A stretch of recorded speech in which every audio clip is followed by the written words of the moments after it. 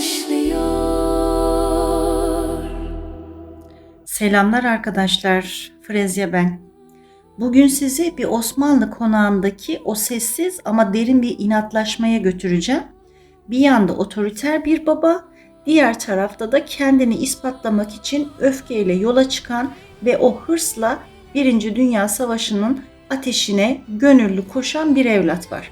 Öfkeyle kalkan zararla oturur derler ya, bakalım bu gidişin dönüşü nasıl olacak? Radyo tiyatrosunu sinema tadında izlemeniz için hazırladığım bu görsel yolculukta ocağın dumanlı havasına ve bu sarsıcı hikayeye siz de ortak olun istiyorum. Şimdiden iyi seyirler, iyi dinlemeler, beğeni, yorumlarınızı ve aboneliğinizi bekliyorum. Hoşça kalın. Şehirde daha bir belli oluyor savaşın ateşi Reşit Kahya. Abdullah efendileri tanırsın. Hani önceki yaz çiftlikte konuğumuz olmuştu bizim. Baba yiğit bir oğulları vardı. Şöyle aslanlar gibi. Hatırladın değil mi? Geçen gün künyesi çıkıp gelmez mi? Bilmem hangi cephede vuruvermişler oğlanı. Yazık yazık. Aslanlar gibiydi. Bizim köyde de 3 kaybımız var Ayşe Ana. İlyas'ın Hasan, Mahmud'un Bekir, Ali'nin Mustafa. Gidişimiz gidişti. Korkuyorum Reşit Kahya, korkuyorum. Evde kimse kimseye belli etmemeye çalışıyor ama herkes korkuyor. Korkunun ecele yararı yok. Sanki aklımıza gelen hemen başımıza geliverecekmiş gibi. Hanım geliyor. Otur Kahya, otur. Otur yemene bak. Neden Reşit Kahya'yı içeri mutfağa almadın da avluda bıraktın? Böyle çok iyi hanım. Daha iyi, daha iyi. Böyle. Yemeği bırakmıştım ocağın üstünde. Gidip bakayım. Kahya, köyde ne var ne yok? İyilik sağlık efendim. Birbirimizi aldatıyoruz Reşit Kahya. Birbirimizi aldatıyoruz. Hiçbir yerde iyilik, sağlık kalmadı artık. Kalmadı, doğru. Bizim efendi de cehennemi yok saymakla ateşinden kurtulacağını sanıyor. Sağ olsun. Durma ayakta, durma. Otur hadi, otur. Kahya, Buyurun hanım. bir şeyler duyuyor musun şeye dair? Şeye, Neye? yeni Kur'alara dair. 13'lüler de çağrılacakmış diye işittim. Duymadım ben. Yemin eder misin? Yemin ederim. Olsa duyardın değil mi? Duyardım. Köyde 13'lüler çok. İnsan bu gibi şeyleri en yakınlarıyla konuşamıyor her nedense. Yesene yemeğini. Doydum hanımım. Doydum. Sofrayı da ben... Bırak toplamayı Reşit Kahya. Birileri toplar nasıl olsa. Biliyorum, bu benimki de pek bencillik. Sanki bir tek benim oğlum varmış gibi.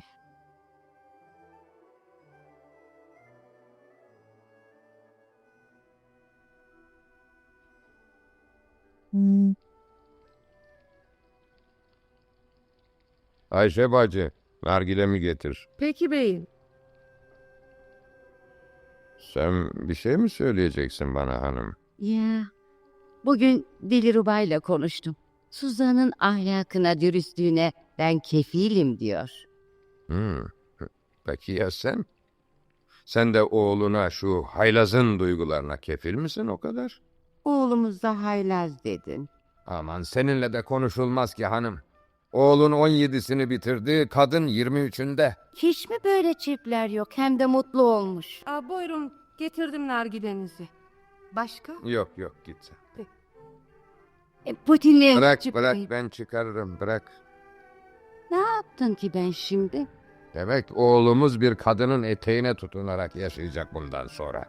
Ancak sahipsiz kadınların kocalarını almıyorlar ellerinden. Öyleyse şehit kocasını tutsaydı da Çanakkale'ye göndermeseydi. Topçu zabiti elbette gidecekti. Şimdi de biz sığınacağız böyle bir kadına. He? Nesi var tazeciğin? Kocasını Çanakkale'de getirmesi kendi suçu mu? Her gün davasını mı vereceğiz bunun? Evet, yasak. Bak bunu unutmuştum işte. Savaştan söz etmek yasak. Geceleri korkuyla yatağa girip sabahları korkuyla uyanmak yasak. Yasak. Sen neler saçmalıyorsun böyle? Sen sanki boyun eğebiliyor musun bu yataklarına? Dün gece sabaha kadar küfrettin uykunda. Benim gibi ağlamıyorsun, inlemiyorsun ama küfrediyorsun. Sen de farkındasın işte. Savaştayız. Savaşın bizden istediği bitmedi hala. Sus dedim ha. Susamam. Susmakla o kadar zaman kaybettik ki. Susamam artık. Sıra bize geldi, anlamıyor musun hala? O gün geldi. Hayır, gelmedi. O ana var henüz. Hele bir gelsin. O gün geldi. Gelecekler, gelip alacaklar o da edebilsen. Hayır, alamayacaklar. Alamazlar. Vermem. Vermez misin? Nasıl vermezsin? Neyle karşı koyarsın? Bilmiyorum neler yapabileceğimi, bilmiyorum. Ama yaparım. Dinim hakkı için yaparım. Öyle şeyler yaparım ki şan olur memlekete.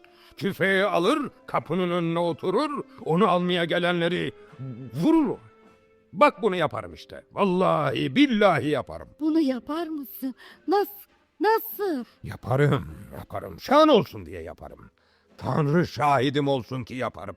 O zaman da beşi onu gelir, haklıyı verirler seni. Haklayıp da götürürler onu yine. Ne istiyorlar benden? Verip de alamadıkları ne? Oğlum mu kazandıracak onları? Oğlumuz, başkalarının oğulları. Sıra kime gelirse o, başka türlü olmaz ki. Ama o lazım bana. Bir başka oğlum daha yok ki. Haylazın kopuğun biri de olsa lazım bana. Bak yine haylaz dedin oğluma, kopuk dedin. Onsuz ne yaparım ben? Neye yararım? Bu topraklar dedemden babama, babamdan da bana kaldı. Ya benden kime kalacak? Toprak sahip ister. Haylaz dedin, kopuk dedin oğlumuza. Ama düzelir. Hele bir avuçlarında toprağın sıcaklığını duysun. Hele bir teri damlasın toprağa. Düzelir. Ben de bir zamanlar haylazın tekiydim tıpkı onun gibi. Ama nerede bu kadın, duymuyor mu kapıyı? Açar şimdi.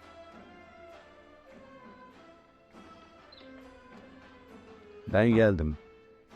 Gelmem doğru düşmezdi ya. Geldim işte. Hoş geldin Mirim. Hoş geldin dayı bey, hoş geldiniz. Utandırdın beni daha önce davranmakla. Buyur otur şöyle, geç. Sağ ol. İddiatçılara duyduğum hıncı hep senden çıkarırım biliyorum. Aslında onların içinde bir tek seni severim, sana inanırım. Gönlümü almak dilerken bile kalbimi kırıyorsun Mirim. Ama kızmayacağım. Kızmamaya karar verdim. Ne yaparsın millet, devlet işi. Allah aşkına bir gün olsun milletsiz devletsiz bir kahve içemeyecek miyiz seninle? Bir gün olsun bir sofra başında Enver Paşasız, Talat Paşasız buluşamayacak mıyız? Nereden geliyor sana şu ittihatçı düşmanlığı?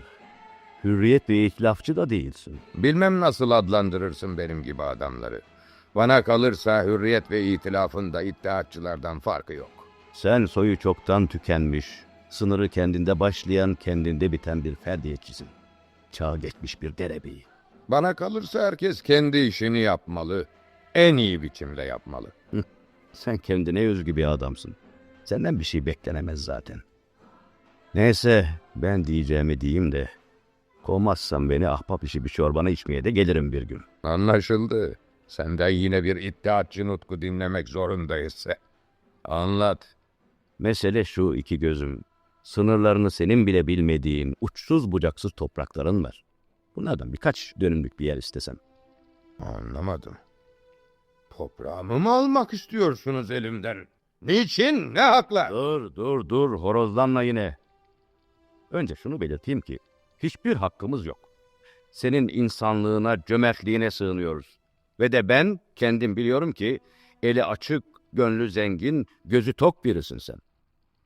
Buna güvenerek geldim. Biliyorsun Göçmenleri Koruma Derneği adlı bir derneğimiz var. Görevi yurtsuzlara yurt, yuva edindirmek. Erzurum, Muş, Bitlis, bütün o yöreler ayaklanmış geliyor. Nerede duracaklar belli değil. Onları bir yerlere yerleştirmek gerek. Düşündük ki bir küçük köy kuruldu. Peki devletluları? Devletlularınız ne düşünüyorlar? He? Vicdanları sızlamıyor mu? Bak, dinle beni. Bitmez tükenmez tartışmalarımızdan birini başlatmak için gelmedim buraya. Zaten vaktim de yok. İstersen ben de seninle küfredeyim devletlulara. İstersen olan olmuş diyelim. Yalnız şu birkaç dönüm toprağı ver bize. 5-10 barkada biz yaptıralım vaktiyken. Toprak verilmez. Satın alalım. Derneğin 3-5 kuruşu var. Azımızı çoğa sayarsan. Toprak satılmaz. Peki ne olacak şimdi? Onları o hale düşürenlerin yakasına yapışsanıza. Yazık. Kalıbının adamı değilmişsin sen. Ben Mütevellizade Ali Rıza Bey'i çok yanlış tanıyormuşum. Allah'a ısmarladık. Bana bak bana. Kimsenin haddine düşmemiş anlıyor musun? Kimsenin. Senin veli nimetin olacak o adamların da haddi değil. Kimse bana hamiyetsiz diyemez. Sen ne veriyorsun onu söyle. Kaç para veriyorsun? 5 mi, 10 mu, 100 mü? Benden 5 katı, 10 katı anlıyor musun? Ama toprak... Yerim bak. Derneğimiz adına dilenme yetkisi verilmemiştir bana. Dayı bey, Kenan için rica etmiştim size. Kanmıştım ki, demiştim ki... Şu anda öfkeliyim. Ama öfkemden böyle konuşuyorum sanma. Senin çapkını severim. Doğmamış, doğmayacak çocuklarımı severcesine severim. Senin için ne olduğunu da bilirim o hınzırın. Onun başına bir hal gelse yaşayamazsın sen. Ama böyle bir şeyi isteme benden. Böyle bir şey isteme. Çünkü Siz yapmazsanız kimse yapamaz dayı bey. Çünkü bir dayı olarak benim görevim kulağından tuttuğum gibi şubeye teslim etmektir onu. Allah'a ısmarladık. Aldın mı ağzının payını? Dilenci. Söyle Dilruba'ya. Ağzını arasın şu kadının Kenan için. Neydi adı?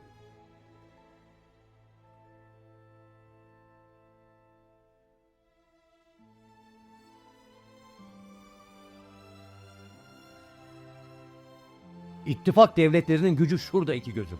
Almanya'nın Avusturya Macaristan İmparatorluğu ile ortak sınırları var. Adeta birbirlerinin uzantısı gibiler. Bu uzantı Bulgaristan üzerinden gelip bizi buluyor. İletişim ve yardımlaşma kolaydır. İtilaf devletleri ise birbirleriyle denizlerle Nazmi onların avantajı da burada işte. Denizler onların ve denizler karalardan çok daha geniş. Bence ya savaşa girmemeliydik ya da itilaf devletleri yanında girmeliydik. Çünkü bizim en zayıf yanımız denizler. Çanakkale'yi nasıl unutur? Unutmuyorum. Ama savaş uzadıkça müttefiklerin bu zayıf yanı daha bir ortaya çıkacaktı. Eğer Almanlar denizleri onlara bırakırsa. Denizaltıları Amerikan kıyılarını bile haraca kesiyor baksana. Daha bugün idadiyi bitirdik, kendimizi komutan sanıyoruz. Oysa biz de eğlenmek için gelmiştik buraya. Eğlenmeye ve ileride neler yapacağımızı düşünmeye. Ben askere yazılacağım. Onun için böyle bir derdim yok. Hangi cepheyi üstlerine almayı düşünürler paşamı? Hey Kenan. Kenan uyan. Çok önemli olayların eşiğindeyiz. Nazmi paşamız sonunda karar verdi. Savaşı bitirmek için çizmelerini çekiyor. Ya sademiz sızmış. Bırak uykusunu açma. Kenan. Kenan. Kenan kendine gelsene. Ne var? Bugün diplomalarımızı aldık. Sen ne yapmayı düşünüyorsun ileride diye soracaktım. Ne hiç? O şehzademizdir. Allah için de bir şehzade kadar güzel, kendine özgü hünerleri olan. Ona görev ancak sunulur. Bir bilsen ne kadar sıkıcı bir görev o bu. Şu şehzade Nazmi. Yok canım. Evet öyle. Düşün bir kez. Çevrende herkes seni düşünmeyi kendine görev etmiş. Ben hariç. Niçin sen hariç? Çünkü şehzadelerin alın yazıları ana karnına düştüklerinde belirlenmiştir arkadaşım. Ona bir taht verilecek. O da o taht üzerinde herkese, her şeye buyuracak. Saçma da olsa, zırva da olsa dinlenecektir sözü. Düşünme zahmetine neden katlansın şimdi bu zibidi? Sahi nedir? Dünyanın en sıkıcı mesleği krallık olmalı. Macit Hazretin mahmurluğunu gidermek için sözü bu alana kaydırmamız gerek. Krala bütün fikirler hazırlop gelir. Yumurtayı yemesi için kabuğunu kırması bile gerekmez. 24 saatinde keramet buyurmalı. Kiminle ne zaman görüşecek? Ne hikmetler yumurtlayacak saptanmıştır önceden. Bakıyorum en ince ayrıntılarını bile ezberlemişsin şehzadeliğin. Ne demezsin? Geniş ve soylu bir ailenin tek erkek evladı olmak da biraz kral olmak bahtsızlığına benzer. Sen beni kırmak için söyledin o sözü ama uygun düştü. Deştin yaram. Sen asker olmak istiyorsun Nazmi. Görüyorsun ya, sandığın kadar sızmamışım ha. Olacaksın da asker. Ben bir kez doktor olmak istediğimi söyledim babama. Hemen aldım ağzımın payını. Peki bu topraklara kim bakacak? Hani padişah olup padişahlık yapmak için doğar ya. Nerede görülmüş doktorluk yapan bir padişah oğlu ha?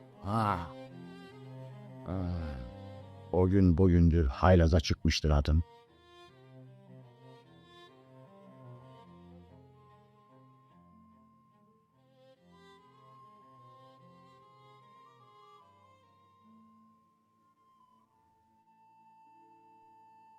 Birinci Dünya Savaşı başlamıştır.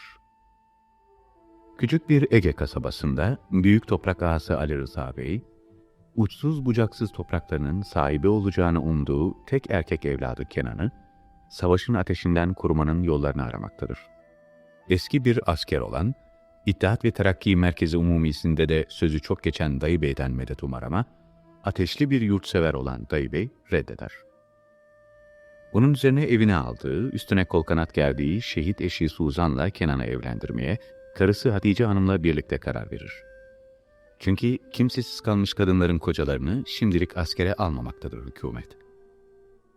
Kenan'dan 5 yaş büyük olan kadınla büyük kızları Dilruba konuşacaktır. Öte yandan Kenan, arkadaşı Nazmi ve Macit'le birlikte İzmir İdadisi'nden diplomalarını aldıkları gün son kez bir araya gelip bir yazlık bahçede eğlenmeye giderler. Hem eğlenecek hem de gelecek günlerin planlarını yapacaklardır. Nazmi asker olup cepheye gidecektir. Ancak büyük, soylu bir ailenin tek erkek evladı olmanın acısını yaşayan Kenan'ın yazgısını kendi değil, ailesi belirleyecektir. Bir kez doktor olmak istediğini söylemiştir babasına ama babası hemen haylaz diye azarlamıştır oğlunu. Sen doktor olursan bu topraklara kim bakacak demiştir. Kenan, arkadaşlarına içinde bulunduğu durumu anlatmaya çalışırken, konuşmaları tartışmaya doğru yönelir.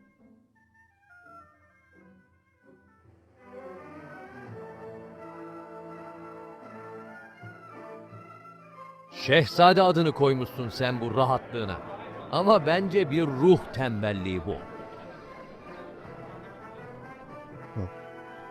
Ruh tembelliği, evet. Bak bunu da iyi benzettin Nazmi. Çünkü doğduğun andan itibaren ipotek altındayım. Sen asker olmak istiyorsun Nazmi. Olacaksın da. Bense babamın topraklarına sahip çıkmak için doğmuşum. Hani padişah oğulları padişahlık yapmak için doğarlar ya. Nerede görülmüş padişah oğlunun doktorluk yaptığı ha? Niçin ayıplıyorsun ruhsal tembelliğini? Biraz aykırı düştüğü bir gün. Biraz aykırı düştüğün gün onlardan adım haylaza çıkıyor. Sen de haylazlığın tadını çıkartıyorsun böylece. Aslında benim saltanatım da bu kadar. Sen neye benziyorsun bilir misin arkadaşım? Kocaman bir kaplumbağaya. Ağırlığını sırtındaki yükten biliyorsun ama o senin korunağın. O korunakları da olmasa senin gibilerin çoktan nesli tükenmişti. Kısacası arkadaşım, ne kendine, ne ailesine, ne de devletine hayrı dokunmayacak bir zavallısın sen. Bir daha söyler misin ha? Demin söylediklerini bir daha söyleyebilir misin? Kenan kendine gel. Bırak çocuğun yakasını boğulacak sizi bırak dedim. Aman tamam. Benden güçlü olduğunu biliyorum. Senin gibi özel boks dersleri almadım ben. Onun için bir yumrukla yere serebilirsin beni. Ama 50 kez de yere sersen 51. de doğrulur. Yine aynı şeyi söylerim. Nazmi, Kenan. Zil kendine gel bari. Birini ne haliniz varsa görün. Allah... Yapmamalıydım bunu Kenan, yapmamalıydım bunu. Bu çocuk nefret ediyormuş beni. Niçin? Ne yaptım ben ona? Şu anda her şeye bir tek açıdan bakıyor o Kenan. Bir yanda savaşanlar, bir yanda seyirciler. O seyircilerden nefret ediyor işte. Ben bir seyirci miyim yani? Sen de bir seyirci mi sayıyorsun beni? Kenan sen bir eşraf çocuğusun. Ünü şu yöreleri tutmuş mütevellizadelerin tek oğlusun. Nazmi gibi düşünenlere göre bu soydan alman kafi onun gözünde. Mütevellizade olmasan sen bir hiçtin biliyor musun? Hiç. Ben seviliyorum ki en çok acı çeken bu mütevellizade yanılsın.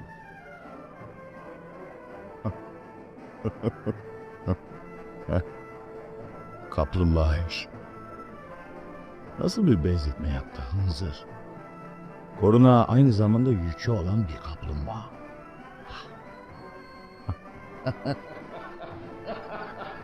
Vay. Kabuğu yükü müdür şu hayvanın? Yoksa koruna? Ya ufku bir kaplumbağanın ufacık bir aralıktan seyredebildiği kadar olmalı ha?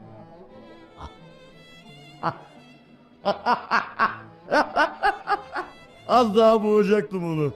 Oğlan yüzüme tükürdü ama beni de ayılttı. Kalk.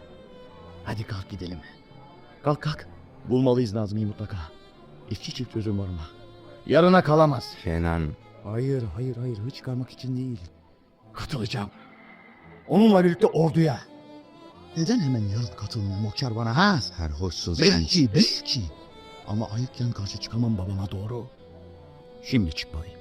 Yoksa bir ömür boyu onun oğlu olarak kalırım. Bir mütevellizade olmaktan kurtulamam. Hadi yürü, kaçırmayalım arkadaşımızı. Yürü hadi.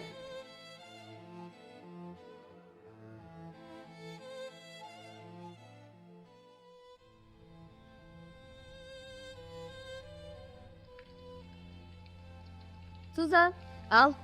Bu gül bizim bahçenin gülü. Teşekkür ederim Dilara. Ha, ne güzel kokuyor.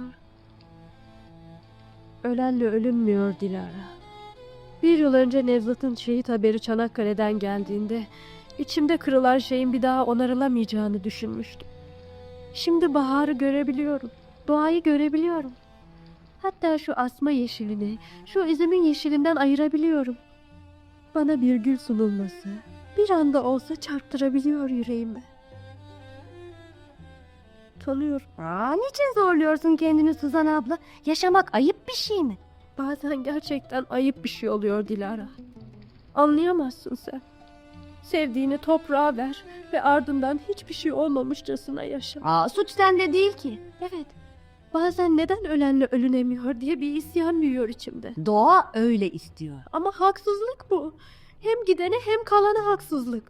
Suzan abla, kaç yaşındasın? 23. O kadar genç, o kadar güzelsin ki. Önünde kocaman bir zaman var. Bırakmazlar ki senin dalında çürüyesin. Dilruba nerede? Ablan hiç görünmedi bugün. O böyle görünmedi mi? Mektup yazıyordur kocasına. Ta Galicia'ya. Sahi nerededir şu Galicia Suzan abla? Herhalde şu yeryüzünde bir yer. Tanrı göstermesin. Ona da bir şey olursa şu yeryüzünde bir yerde kalacak demek ki. İşte geliyor. Seni arıyordum Suzan. Dilara, bizi yalnız bırakır mısın canım? Niçin? Bizi yalnız bırak. Hiç niyetim yok. Ben de bulunmak istiyorum şölende. Ne şöleni? İki kardeş niye tartışıyorsunuz? Sana bir şey söyleyeceğim Suzan. Hadi odana çıkalım. Sen söyleyemeyeceksen ben söylerim. Bu kadar gizli kapalılığa ne gerek var? Bak dinle. Suzan, bizi çok mutlu kılardı. Eğer... Evet. Kuzuların aşkın. Mesele şu Suzancığım. Bilirsin pek severiz seni. Evcek hepimiz. Teşekkür ederim. Anne, baba, kardeş oldunuz bana. En kara günlerimde beni boşlukta bırakmadınız. Kol kanat gerdiniz üstüme. Evin bir kızı oldum. Gerçekten evin kızı olmak istemez misin? İşte bunu sormak istiyordum ben de. Tabii annem ve babam adına. Evet de Suzan abla, hadi evet de. Beni ailenize layık gördüğünüz için teşekkür ederim. Ancak ne? O ne diyor bu işe? Onun duygularından kuşkumuz olsaydı gelmezdik sana. Bizim için önemli olan senin diyeceğin. Benim için de önemli olan onun ne diyeceği. Siz beni sevdiğiniz için farkında değilsiniz ama ben farkındayım. Ona göre değilim ben. O çok genç. Sen de gençsin. Ablası yaşındayım. Ablasının arkadaşıyım. Bu açığı uzun süre gizleyemem gözlerinden. Onu çekip çevirecek bir kadına ihtiyacımız var. Benimle ilgilendiğini hiç hatırlamıyorum. Hatta benden kaçıyor diyebilirim. Kim bilir, belki de top bir yürekte sevgi böyle başlar. Kaçışı bile ele vermiyor mu kendini? Söyleme ne olur. Böyle söyle. Kandırılması gereken ben değilim. Ben değilim. Suzan? Suzan dur nereye?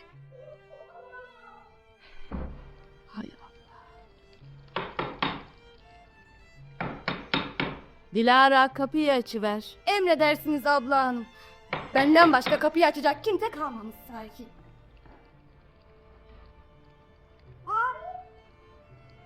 Bu asker eğitimine ne oluyor? Oha üstelik üstümden dökülüyor. Orduya yazıldım. Aa. Kenan, Merhaba abla. Beğendin mi beni? babamı, annemi hiç mi düşünmedin? Bugün babamın annemin oğlu olmaktan kurtuldum. Bu vatanın evladı olduğumu keşfettim sonunda. Niyetin babamın yüreğine indirmek mi? Hayır, ben olmak. Kendimi denemek. Nasıl anlatacaksın bunu babama? 24 saat izin verildi bana. 24 saati olsun tartışmadan geçiremez miyiz abla? Ay Kenan. Aa.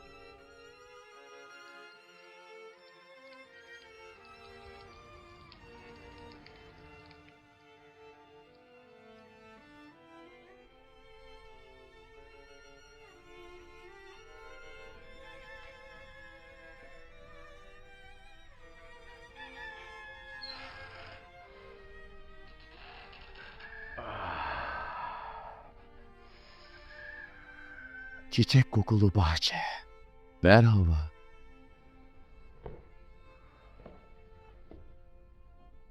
Çocukluğum. Elveda sana. Evet. İlk sana veda etmeliyim. O kadar uzun zaman beni oyaladın ki.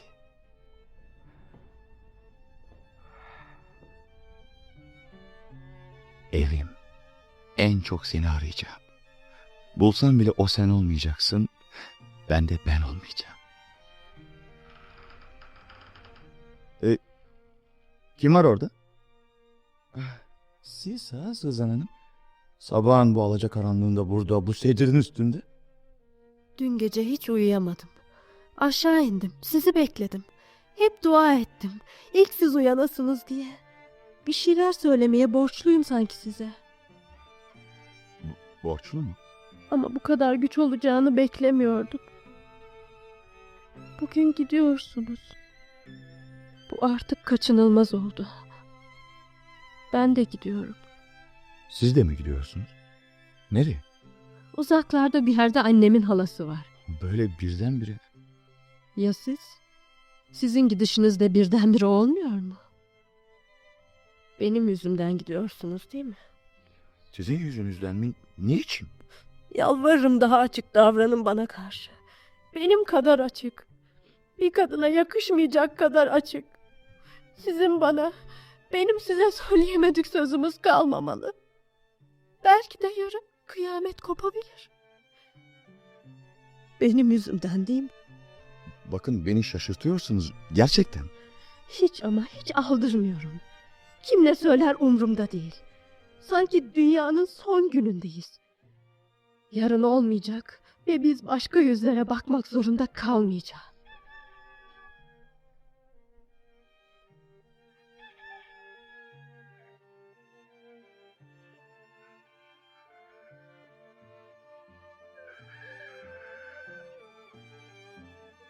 Gün ağrır. Belki de son ağrışı günün. Bir şey, yalnız bir şey öğrenmek için buradayım. Başkalarının yanında soramayacağım bir şey. Benim yüzümden mi gidiyorsun? Açık olmamı istiyorsunuz. Hangi konuda? Eğer sonunda verebildiğim bu kararı kastediyorsanız şuna inanınız ki sizinle hiçbir ilgisi yok. Hem ne ilgisi olabilir ki? Siz bilmiyorsunuz demek. Neyi? Aman Allah'ım. Buna imkan var hiçbir şeyin farkında değil miydiniz? Hiçbir şeyin içinde yoktunuz demek. Evet, bir takım imalar, ağız aramalar. Ama bu kadar ileri gideceklerini hiç düşünmemiştim. Ya siz? Siz hiç düşünmediniz değil mi? Kendini sevmeyen bir insan başkasını sevebilir mi hiç? Oysa ben düşündüm. Uzun uzun, ciddi ciddi. Önce sizi düşündüm. Hayatınızda yerim olmadığını biliyordum. Ama bu hayatın bomboş olduğunu da biliyordum.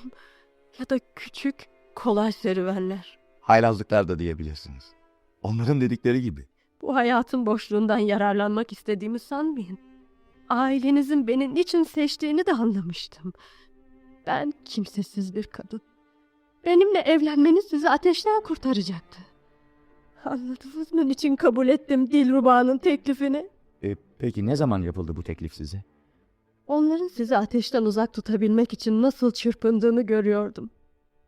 Ben ki o kadar borçluydum onlara. Hayır diyemedim. Hem niçin yalan söylemeli? Küçük de olsa, küçücük de olsa her yürekte bir umutçuk yaşar. Sizi mutlu edemediğimi anladığım gün ayrılmayı da göze alarak. Madem ki açık konuşuyoruz, riyasız, yalansız. Öyleyse dinleyin.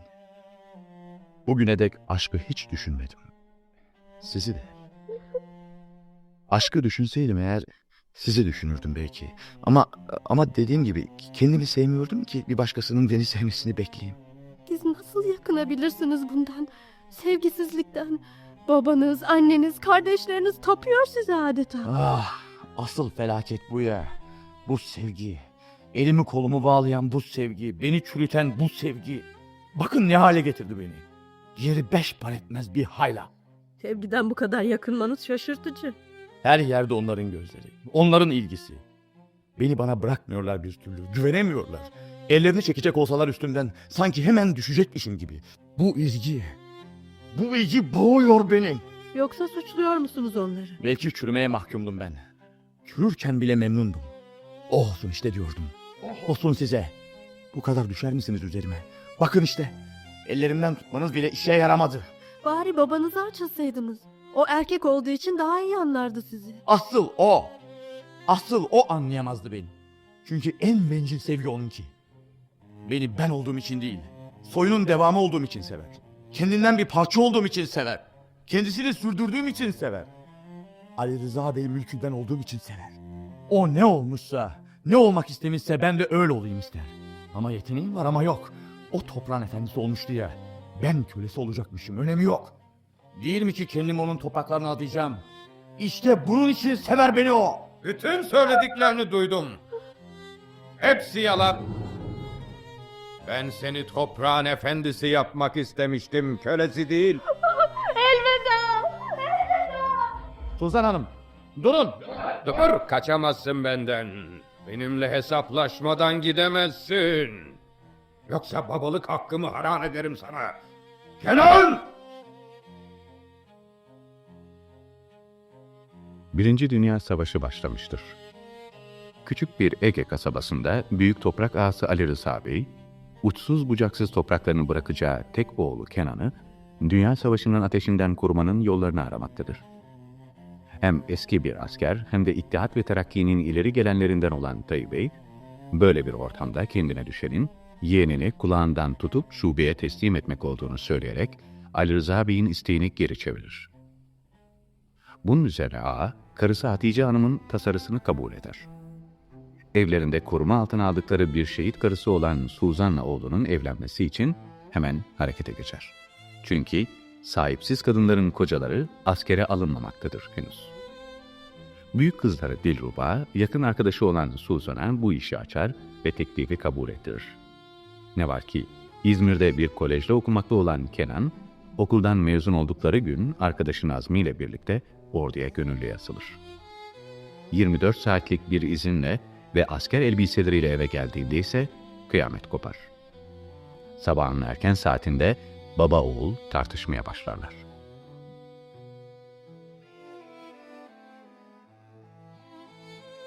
Demek seni boğan, seni çürüten bizim sevgimiz ha? Benim sevgim. Benim oğlum söylüyor bunu. Üstüne titrediğim oğlum. Baba, o kadar ayrı dillerden konuşuyoruz ki Sen sanki o dağ başında, ben bu dağ başında. Birbirimizi anlamamız mümkün değil. Anlatmak istediğin ne peki? Anlatmak isteyip de anlatamadığın. Seninle bir çatışmaya girmemek için elimden geleni yaptım baba. Madem ki kozlarımızı bölüşüyoruz gider ayak. Madem ki o an geldi, dinle öyleyse. Benim de bir takım yeteneklerim vardı. Hani nerede? Neyine engel oldum ben? Okumak. Bir şeyler olmak istiyordum. Yokluğuma katlanabilseydiniz eğer. Bir şeyler olabilirmiş. Herkes bir şeyler yapabilir. Ya toprak? Kim sahip çıkacak ona? Bana ne toprağınızdan? Sen toprağınızdan bana ne nasıl dersin? Bütün yaşamını toprağa adamış insana. Benim için sen osun, o da sen. Bu sözlerinle boğmak istediğin hangisi? İşte baba, ben bu sevgiden kaçıyorum. Sizsiz ben ne olabilirim? Bunun yanıtını arayacağım savaşta. O can pazarında. Bavulumu hazırlayacağım izninizle. Oğlum. Dinlemedi beni. Ne oldu bey? İnadından yapıyor bu oğlan. İnadımızda. Göreceksin, sırf bize inat olsun diye gidip kendini öldürtecek. Bu saatte kim ola ki? Ben bir bakayım. Al. Yürü. Yeni gönüllüleri uğurlamak için erkenden gittim şubeye.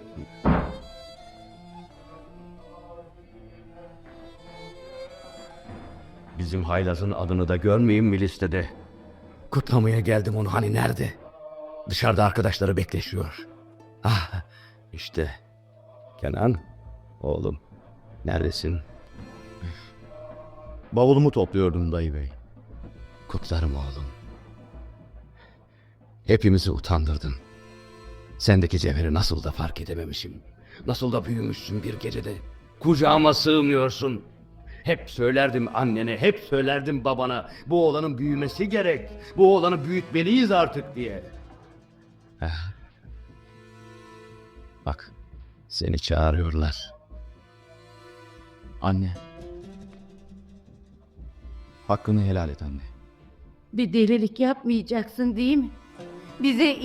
Bize inat öldürtmeyeceksin kendini. Deli misin anne? Neden öldürteyim kendimi? Öyleyse Tanrı senden razı olsun. Tanrı korusun seni oğlum. Baba, gitme vakti geldi. Ver elini öpeyim. Ver baba.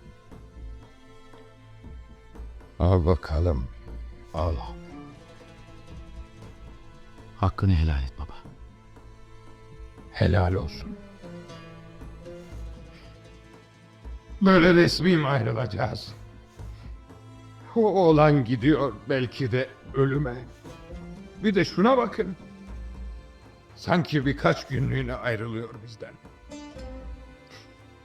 Sen de sarılsana bana. Taştan mısın be adam, taştan mısın? Baba. Baba lütfen. Baba. Bak. Bak davul vuruyor. Sabırsızlanıyorum ben. Canı cehenneme davulların. Bak baba. Bu marşlar beni çağırıyor. Marşlardan bana ne? Ben bir oğul yolcu edebilecek miyim herhangi bir yere? Baba, ben gideyim. Yok. Bırak. Göreceksin. Bir kahraman olarak dönecek sana. Bak. Bana ne? Benim bir oğlum vardı. Bir tek oğul. Onu da aldınız elimden. Bari sizin işinize yarayabilecek mi? Zaferlerinize zafer katacak mı? Gel. Gel Kubula. İçeri girelim. Yengi ya da yenilgi, Tanrı'nın istediği olur. Ama yengi olursa sen bunun onurundan yoksun kalmayacaksın. Yenilgi varsa yazgımızda sen bunun utancını duymayacaksın.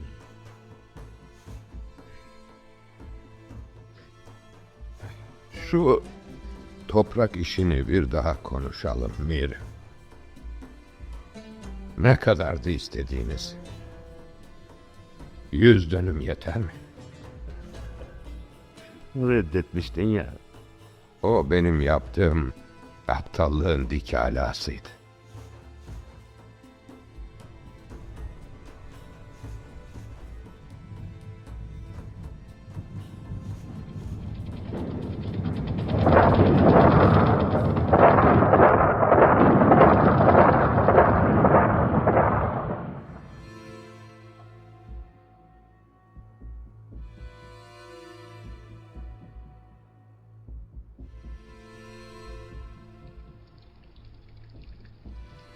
Bir milletin yaşamında 11 yıl nedir ki meğerim?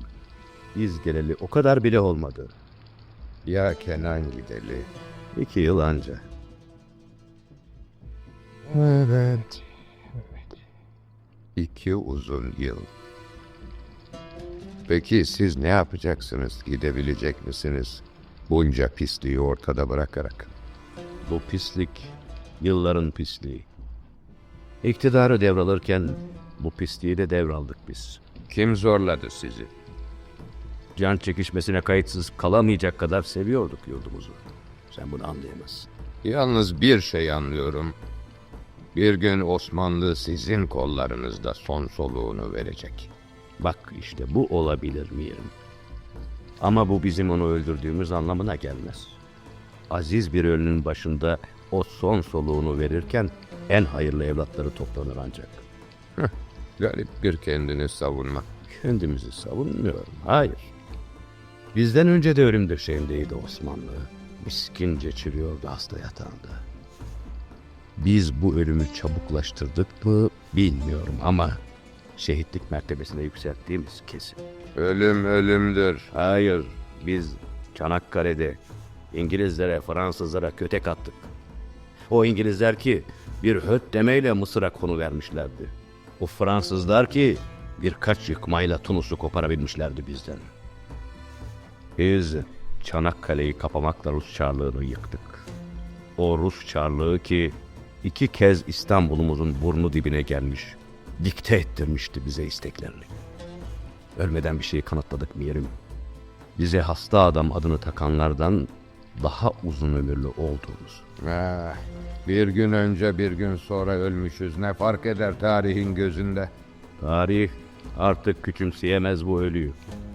Çünkü o dünyayı alt üst eden bir depremde çok daha güçlü, çok daha sağlam görünen birçok devletle birlikte onları bile kıskandıracak yiğitçe bir ölümle öldü. Evet, bu söylediklerin ancak iyi bir ağıt olabilir bir ölünün ardından. Biz öyle bir aşı tutturduk ki bu yaşlı gövdeye bir yandan can verirken bir de bakmışsın bir sürgün fışkırmış öbür yandan. Hadi canım sen de. Siz mevcudu kurtarın yeter. Biri şu kapıya baksın.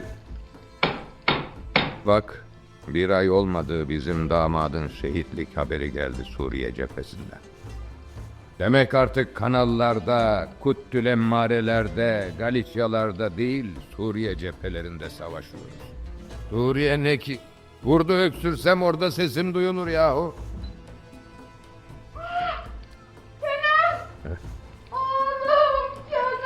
Aman Allah'ım. Aman Allah'ım, yanlış mı duyuyorum?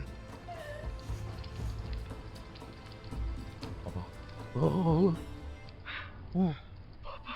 Geldin. Gelebildin. Gelemeyenleri düşünüyorum da. Galiba bizi ıskartaya çıkardılar baba. O nasıl söz Kenan? Hoş geldin oğlum. Hoş bulduk. Artık bilmem gözden çıkardıkları bizler miyiz yoksa savaş mı öyle? Arkadaşım Nimet'le pencerenin önünde oturuyorduk. Seni faytondan inerken görünce gözlerime inanamadım. Öyle değil mi? Yaralanmışsın abi. Evet. Gor yönlerinde. 794 rakımlı tepede. Gerilemiyorduk baba. İlerliyorduk. Durmadan ama durmadan. Hastanede öğrendim ki dayı bey. Yenilen bizlermişiz. Savaş bu oğul. Burada alınır, orada verilir. Ne kadar verdik? Daha ne kadar vereceğiz? Kenan. Döndün. Dönebildin. Oysa ben hiç kimse dönemez artık diye düşünüyordum. Büyük kaybını hastanedeyken öğrendim Dilruba. Utandım yaşayanlardan. Tarihin şaşmaz yönlendirişinde her ölümün yeri var ayrı ayrı. Oğlum. Oğlum. Geldin. Gelebildin.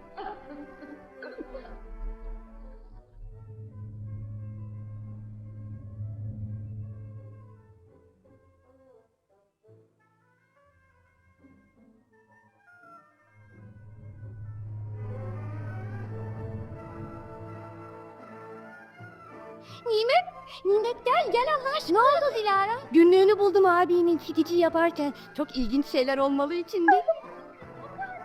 Gel kuytu bir köşeye gidelim. Kimse görmesin bizi hadi. Şurası da... Yok.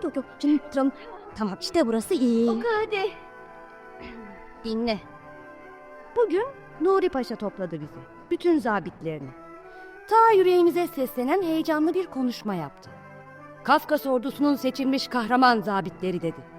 Amacımız Hindistan'a giden yolu açmak. Ansızın kulağımın dibinde bir fısıltı duydum. Baktım Nazmi. Bu mavallara inanıyor musun Kenan diye fısıldayan o. Bir anda kanım beynime sıçradı. Tanrım bu çocuk değil miydi bir an önce cepheye koşmak isteyen baba yiğit? Bu değil miydi bizi kızıştırıp gönüllü yazdıran kahraman? Şimdi değişmiş şarkısı. Diyor ki gerçekleri gördüm ben. Orada çölde. Çölde her yerde karşımıza Araplar çıkıyordu. Sen de İngiliz altını, ben diyeyim Arap milliyetçiliği. Gerçek şu ki Araplarla savaşarak kurtaramazdık onları. Dava temelden yanlışmış. Bunu birkaç yerde yüksek sesle söyleyecek oldum, beni buraya sürdüler. Yani ben senin gibi kahramanlar arasından seçilerek buraya gelmedim. Sürgün geldim. Şimdi burada da aynı hikaye. Kör bir göz bile fark eder bu yanılgıyı. Anadolu'yu yitirmek üzereyiz Kenan, Anadolu'yu. Öyle sanıyorum ki son bir hesaplaşma olacak. Ve bu Anadolu'da yapılacak. Ve biz yapacağız bunu. Ölmeyip de sağ kalabilirsek biz. Aman hep savaş. Savaş üstüne düşünceler var bugünlükte Nimet. Ne can sıkıcı. Birkaç sayfa çevir bakalım. Burada başka şeyler var. 5 Haziran 1919. Yula. Seni düşünüyorum. Bu aşk mı? Yoksa yitirdiğim nice değerlere karşı bir yeni denge arayışı mı? Ben hep seni aradım belki de. Beni Ali Rıza Bey'in oğlu olduğum için değil, beni ben olduğum için önemseyen, ben olduğum için seven biri.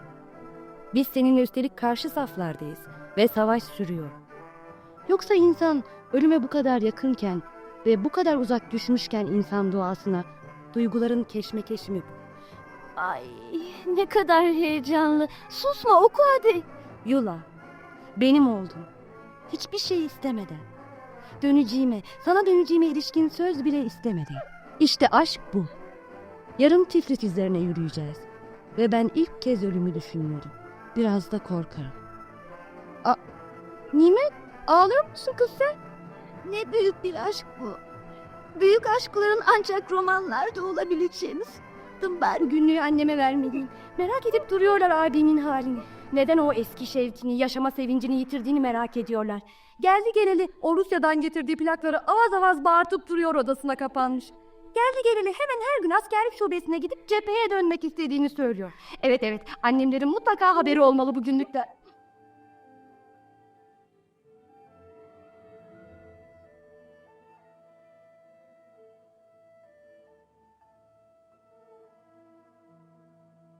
Sizi Allah gönderdi dayı bey. Ne olacak bizim oğlanın hali? Ne varmış sizin oğlanda yine? Şimdi anlıyorum neden bir yerlerde duramıyor. Neden kaçıp o cehennemin ortasına atılmak istiyor. Neden? Bizim oğlan aşık. Dili dilimizden, dini dinimizden olmayan birine. Hanım ne diyorsun sen? Ne diyorsun? Dayı bey buradayken söyleyeyim istedim. Dilara bulmuş oğlanın günlüğünü. Bana getirdi. Oğlan kör gibi, deliler gibi aşık. Ben böyle olacağını biliyordum. Bir türlü başını bağlayamadık gitti. Bari hazır gelmişken... Evet yapalım bu işi. Yani evlendirmek istiyorsunuz çocuğu bu rayından fırlamış dünyada. Dünyayı rayından çıkaranlar sizsiniz. Ama oğlan benim. Benim bir toruna, bir erkek toruna ihtiyacım var. Hem de erkek torun. Tanrı bana bir oğuldan fazla vermedi. Bu sana, bu da iddiatçılara demedi. Şimdi o bir taneyi pay edemiyoruz sizinle. Peki ama kiminle evlendirmeyi düşünüyorsunuz? Bey, ben şu Nimet'i çok beğeniyorum. Çok hanımcık bir kız. İpek gibi kalbi var. Çoktandır da Dilara'nın yakın arkadaşı. Peki ama niye onun da? Hoş kız ama silikçe biraz. Şu Rus kızını unutturabilecek mi bizimkine dersiniz? Hangi kız çeker bizim oğlanın kahrını? Bunlar bir ana kız. Bizim selamlığı verdik ev yokluğunda onlara. Teklifimizi Tanrı nimeti diye karşılarlar alimallah. Tanrı nimeti diye. Siz yine aynı hatayı yapıyorsunuz gibi geliyor bana. Oğlunuza bir eş değil, Ali Rıza Bey'e bir gelin arıyorsunuz. Ev halkıyla şimdiden kaynaşmış, şöyle ağzı var dili yok bir hanım. Ah, bizim oğlan kafayı buldu demektir. Avaz avaz bağırttı mı gramofonu? Anlarım ki bu dünyayla ilişkisini kesmiş. Ben de şu müziği ne kadar anlıyorsam bana geri gönderdiğiniz oğlumu o kadar anlıyorum. Onunla konuşmak isterim. Gidip de göndereyim. Ayakta durabilecek haldeyse eğer. İsterseniz bu evlenme teklifini de ben açayım kendisine. Benim de sizden istediğim buydu. Sizi daha iyi anlıyor, dinliyor. Gidip göndereyim hemen. İkinizin de birbirinize benzer bir yanınız var. Tuttuğunu solduran çorak bir yanınız bence. Olacak o kadar. Ama bizler çoğunluktayız. Toprağa can veriyoruz. Ne o? Sen de mi gidiyorsun? Evet. Onu o halde görmektense...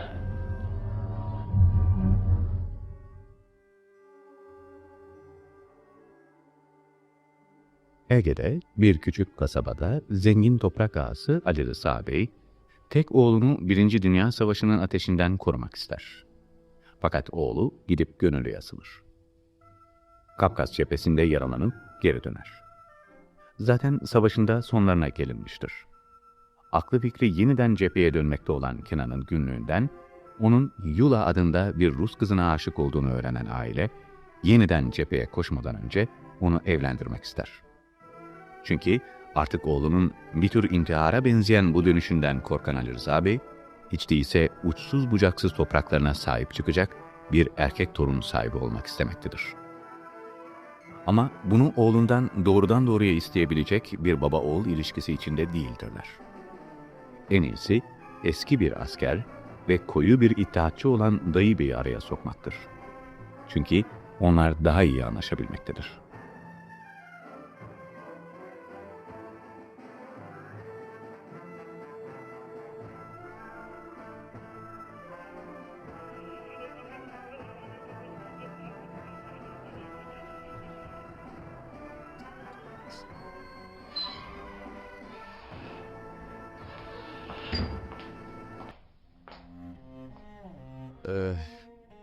Annem dedi ki dayı bey, beni görmek istemişsiniz. Gel, otur evlat. Şöyle yanıma otur. Dertleşelim seninle. Bir derdin varmış senin, öyle diyorlar. Derdim mi varmış? Kim diyor? Biz seninle iki eski asker daha iyi anlaşabiliriz diye düşündüm. Baş üstüne komutanım. Yalnız aramızdaki rütbe farkını unutuyorsunuz. Siz bir mirava emeklisi, ben bir küçük zabit vekil. Ama sen dünyanın en büyük yangınının içinden çıkıp geldin. Senin merteben benimkinden çok yüksektir. Otur şimdi. Dünyanın en büyük yangını. Evet. Kim yakar, nasıl yakar böyle bir ateş? Bütün dünyayı kaplayan böyle bir ateş. Biz sıfırı tükettik dayı be ya. Öyle değil mi? Kendi aramızda. Gerçi oradayken farkında değildik bunun bu kadar. Gözlerimiz kuzey yıldızında hep ilerliyordu. Karşımızda çerden çöpten kuvvetler. Bütün düşmanı bu sanıyordu. Ardımızda zafer şarkıları. Bir hedefe doğru yürü. Söyle dayı bey, var mı böyle bir hedef?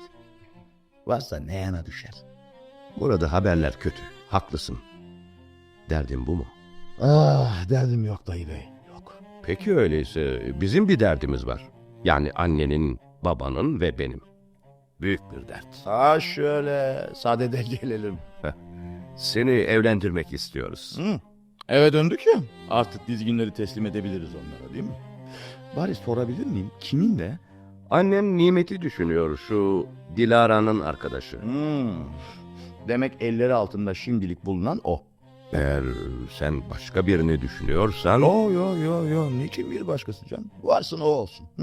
Nasıl? Demek kabul ediyorsun, öyle mi? Evet. Şimdi bu müjdeyi götürebilir miyim onlara? Götürebilirsiniz dayı bey. Tabii eğer müjdeyse. Bunun o kadar güç bir sorun gibi görüyorlardı ki. Güç olan ne? Evlenmem mi? Bunca erkekle bunca kadın arasında ha? Affedersiniz dayı bey. Terbiyesizlik ediyorum. Farkındayım. Evlenmemi istiyorlar pekala. Oğul balı almak istiyorlar benden. Tanrı verirse o da olur. Başka bir istekleri daha var mı? Çok kolay oldu bu Kenan. Ama oldu değil mi? Gidebilir miyim şimdi? Evet, nasıl istersen. Peki. Dur evlat. Otur. Çok kolay oldu bu iş. Seni hiç ilgilendirmeyen bir şeymişçesine. Hatta kendinden vazgeçmişsin gibi bir halin var. Bana söyleyecek hiçbir sözün yok mu? Hayır, yok dayı bey. İyice karar verdin mi bu evliliğe? Başkasına verilmiş bir sözün yok mu? Hayır. Kimseye verilmiş bir sözüm yok. Peki ya Yula? Yula mı? Nereden biliyorsunuz? Şu defter, günlüğün. Verin onu bana. Kim almış bunu cebimden? Ne hakla? Farz et ki ben aldım ve özür diliyorum. Siz mi? Olanaksız mı? Evet, olanaksız ama farz et ki aldım ve özür diliyorum şimdi. Peki ama niçin? Senin de bir oğlun olduğu zaman anlarsın niçinini. Hadi oğlum. Bana biraz Yula'dan söz et. Onu o kadar az tanıyorum ki. Hayır. Hiç kimseyi ondan iyi tanımıyorum. Topu bir hafta sürdü beraberliğimiz ve bu bize yetti. İkimize de. Daha? Beni öldü biliyor. O 794 rakımlı tepede kaldım sanıyor. Varsın öyle bilsin. Masalımız başka türlü bitemezdi. Pekala. Bütün bu söylediklerin aramızda kalacak. Söz veriyorum. Şimdi söyle bana, düğününüzün ne zaman olmasını istiyorsun? Hemen yarın, öbür gün. Elden geldiğince çabuk. Çünkü gitmek istiyorum. Bir çocuk yapıp gitmek. Erkek olursa bahtlarını. Neler söylüyorsun? Sanki dönmemeye kararlıymışsın gibi. Kim bilir, belki dönmem. Dönemem. Çırılçıplak bir kayanın üstünde düşer kalırım. Ölmekten korkmuyorum dayı bay. Çok ölüm gördüm ben. Ölümün çirkinliğini keşfettim. Bir an yoğun bir sarhoşluk gibi başıma vurduğu da oldu. Ölmekten korkmuyorum. Hayır, ben yaşamaktan korkuyorum. Her şey bittikten sonra ardımızda şu zafer şarkıları, omzumda yenilginin ağırlığı, bu hayata geri dönmek. Onsuz, anamın babamın oğlu olmak yeniden, miskin bir tevekkülle eski yerimi almak mütevellizadelerin yanında. Başka ne gelir elimden? Başka ne öğrettiler ki bana? Oğlum benim. Dayım, ben orada ne buldum bilir misin? Hayatı buldum, hayatı. 2 yıl, dop dolu 2 yıl. Bir başkasının bütün yaşamını dolduracak 2 yıl yaşadım orada. Dünyaya boş yere gelmemiş olduğumu keşfettim. Ben olmasaydım Gence kuzeyinde bir alayımız çevrilmiş, yok edilmiş olacaktı. O günün günlük emirleri yazar bunu. Ama burada kimse bilmeyecekti. Bilemez. Hep sorardım kendime. Ben burada Ali Rıza Bey'in oğlu olmasaydım ne olurdum diye. Ben olurdum dayı bey. Ben. Bunun yanıtını orada buldum işte. Anlıyorum galiba. Şimdi hangi hayat doyurabilir beni? Söyler misin sen? Ben orada bütün yaşamımı yaşadım, tükettim.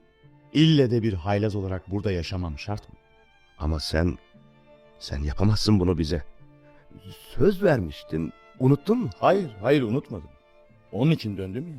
Onun için razı oluyorum ya evlenmeye. Ben size torun vereceğim.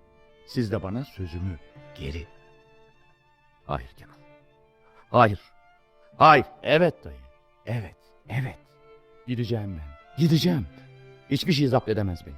Ben baba hatırı için toprakla uğraşmaya, esnafla, rençberle çekişmeye, birilerini kovalayıp birilerinden kaçmaya gelmemişim dünyaya.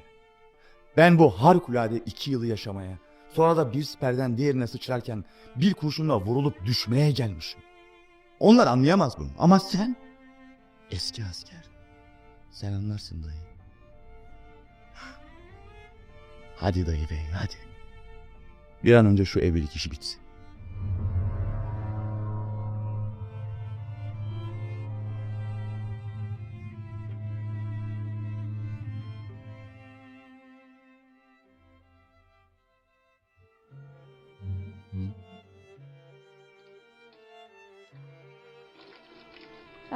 Tıraş mı oluyorsunuz? Çok erken uyanmışsınız. Uyu sen. Kahvenizi yapayım hiç olmazsa. İstemez. Olur mu hiç? Eğer size hizmet edemeyeceksem... Ne olur beni bana bırak ha. Bu yaranma çabalarından vazgeç. İnan ki senden kaçmıyorum. Kendimden kaçıyorum ben. En acımasız, en yıkıcı şey de bu. Kaçmak istediğim kişiden kaçamayışım. Gittiğim her yere utancımla birlikte onu da götürüşüm. Niçin utanacakmışsınız siz? Niçin? Görevinizi yapmadınız mı? Hayır, görevimi yapamadım ben. Elbette yaptınız. Elbette yaptınız. Görevim orada ölmekti. Çarpıştığım düşmanları başkentimde, İstanbul'da görmeden ölmek. Bir adam yenilginin bütün yükünü tek başına taşıyamaz. Siz bunu yapıyorsunuz. Sen bayağı büyümüşsün. Ansızın büyümüşsün. Güzelleşmişsin de. İn derdi. Ağlama. Ne kadar güzelleştiğini söylemek istiyorum ben. O kadar silik, o kadar soluk bir çocuktun ki. Ve siz bu stilik soluk çocukla evlenmeye razı oldunuz. Niçin? Ne? Annenizin babanızın ısrarıyla değil mi? Nasıl olsa bırakıp gidecektiniz. Nasıl olsa bir daha dönmeyecektiniz. Orada kalacaktınız. Bak hele neler biliyormuşsun sen. Ne yazık ki savaş bitiverdi. Ansızın bitiverdi. Planınız alt üst oldu. Dönemediniz. Bu silik soluk kadınla yaşamak zorundasınız artık. Peki madem ki apaçık konuşmaya başladık sorabilir miyim sana? Ne bekleyebilirsin benden? Aşk. Madem ki her şeyi biliyorsun, öğrenmişsin. Benim de bir kalbim olabileceğini düşünemediniz mi hiç? O günlerde hiçbir şey düşünemezdim. Gitmekten kaçmaktan başka. Bir daha dönmemek üzere. Bunu da anlamıştın demek. Sanki ancak ölümünüz sizi birbirinize yaklaştırabilirmiş gibi. O... Yula. Evet. Haksızlıkla yaptığım, yalan söylemiştim. Yalan söylemiştim ölmemekle, sağ kalmakla. Ama nasıl olsa... Öldürtecektiniz kendinizi. Sözünüzü yerine getirmiş olacaktınız böylece. Zaten hep yalandı söylediklerim, yaşadıklarım. Yurdu kurtaracaktık, şanla şerefle dönecektik geri. Bir de şu hale bak. Yenilmiş bir Osmanlı ordusu, çiğnenmiş bir yurt, dilik soluk bir kadınla zorunlu bir evlilik. Ben sizi mutlu kılamayacağım. O kadar yalnızsınız ki. Bak inan ki öfkem sana değil. Hayır, öfkeniz bana. Yula olmadığım için. Yula ile aranıza girdiğim için. Bana öyle geliyor ki çoğu zaman siz beyninize bir kurşun sıkmak istiyorsunuz. Karnımdaki çocuk tutuyor elinizi. Bana hıncınız biraz da bundan. Çocuğunuzu taşıdığım için. Sizi yaşamaya zorladığım için. Saçmalama. Sen benim kocaman yanılgılarımın arasında ufacık bir vicdan azabısın yalnızca. Size en yakın olduğumu sandığım anda bir de bakıyorum ki siz Yula'dasınız. Sevmekte olduğunuz ben değilim. O. Sevmek ya da sevmemek insanın elinde olan bir şey değil. Oysa ne kadar severdim o kadını ben. Bir roman kahramanını severcesine severdim. Eğer o roman sayfalarında kalmayı bilseydi. Sizi böyle gece gündüz, günün her saatinde kendine çağırmasaydı. Şimdi nefret ediyorum ondan. Nefret ediyorum. Nefret ediyorum. Bir karışlık bir adamın, bir karışlık bir yurdu varmış. Şuralarda bir yerde bir yavrum, şuralarda bir yerde bir yavrum.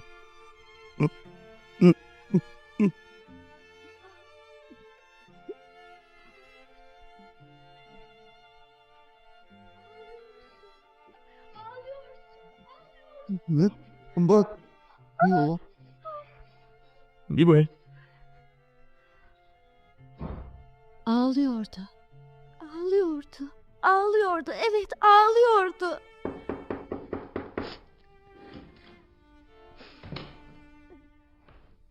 Abime rastladın Nimet. Ne oldu? Hiç. Sanırım ilk kez konuşabildik birbirimizle.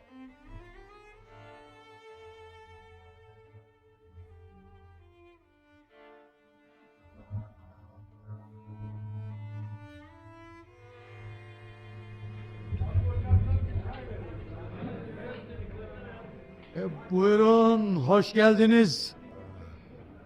Dayı bey buralarda mı? Hayır. Bana bir kahve. Recep bir kahve sür ocağa Kenan Bey için. Bir dakika oturayım mı yanına? Otur. Ne olacak bu işin sonu Kenan Bey? Bunca ana baba çocuğu gitti. İngiliz'i, Fransız'ı, İtalyan'ı İstanbul'da görmek için mi? Artık devlet kalmadı diyorlar. Bunların niçin bana söylüyorsun?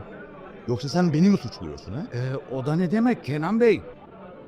Hepimiz biliyoruz ki siz elinizden geleni yaptınız. Acaba görevimi tam yaptım mı? Ölenlerden utanıyorum. Keşke herkes sizin kadar görevini yapsaydı. Yat. Herkes yaptı. İnan bana sağ dönenler ölenlerden mutlu değil.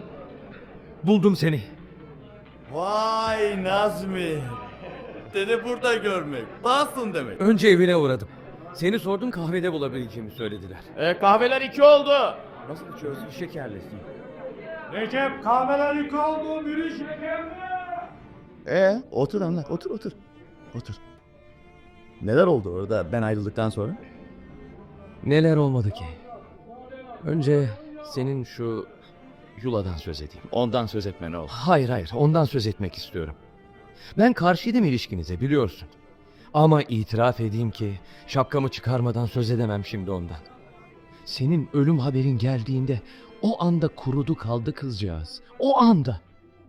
Tek damla gözyaşı bile dökemedi. Sonra gitti bir manastıra kapandı. Yula. Anlayamamışım ben, bağışla. Çirkin bir savaşın en güzel çocuklarıymışsınız sizler. Ben oradayken orduda indirim yapılacağı söylentileri vardı. Nicelik bakımından azaltılıp nitelik bakımından güçlendirilmek isteniyordu. Nuri Paşa elinde Kafkas ordusundan bir çekirdek kadro tutmak istiyordu. Bu kadroyla Azerileri eğitip bir ordu millet meydana getirmeyi kuruyordu. Maksat? Sanırım Enver Paşa'nın düşsel esimlerinden biriydi bu. Burada 1000 yıllık bir Türk yurdu elden çıkarken... Çok acımasızsın Enver Paşa'ya da Nuri Paşa'ya. Sen de hala o bön çocuksun. Artık genel yenilgi belli olmuşken Enver Paşa neden bir Kafkas ordusu kurmak ihtiyacı duydu ha? En seçme birliklerini ve kumandanlarını neden oraya kaydırdı? Hem de güneyde düşman karşısında zar zor tutunan birliklerini zayıf düşürerek. Neden bu orduların başına amcası Halil Paşa gibi kendini kanıtlamış bir komutan dururken kardeşi Nuri Paşa'yı bir günde kaymakamlıktan paşalığa terfi ettirerek bu ordunun başına getirdi ha? Ama başkomutanlığı Halil Paşa'ya bıraktı. Evet, başkomutanlığı. Ama bütün yetkiler Nuri Paşa'nın elindeydi. Yani kardeşinin. Hatta emirlik gibi sivil bir yetkiyi bile verdi ona. Ancak Nuri Paşa Enver Paşa adına müzakerelere girebilir, kararlar alabilir. Neden Nuri Paşa'nın ısrarıyla Azerbaycan kuruluş yasasında devlet şekli şimdilik açıkta bırakılıyordu ha? Neden? Çünkü o makamı artık yeni bir hanedan mı olur, cumhuriyet mi olur? Enver Paşa saptayacaktı. Tabii buradaki iktidar yıkıldıktan sonra Halil Paşa'yı Nuri Paşa gibi avucuna alamazdı.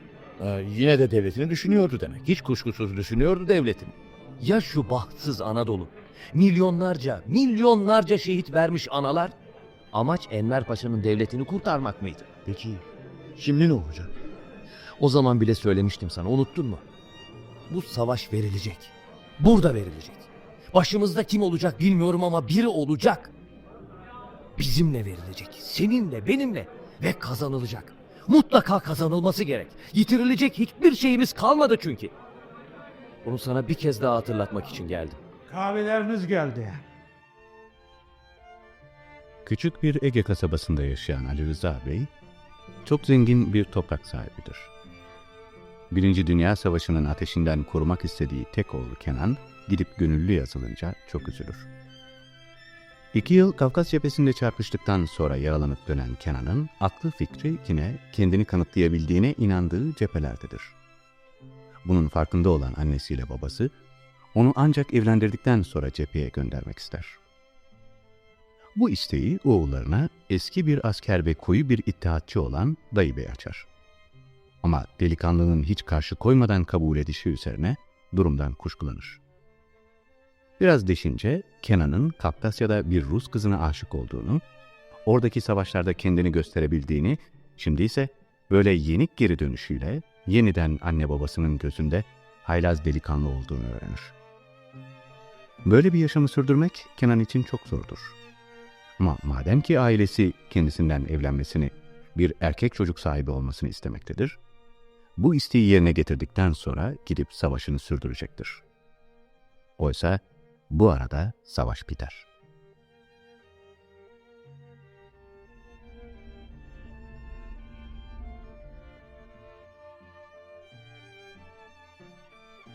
Artık Kenan yenik bir ordunun yaralı subayı, çökmüş bir devletin vatandaşı, silik soluk bir kadının kocası olarak bu sevmediği yaşamı devam ettirmek zorundadır.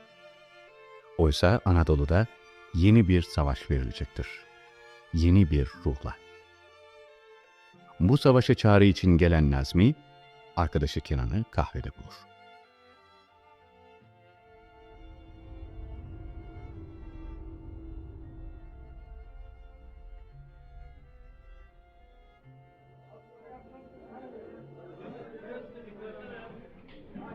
Arkadaşım şu halime bak.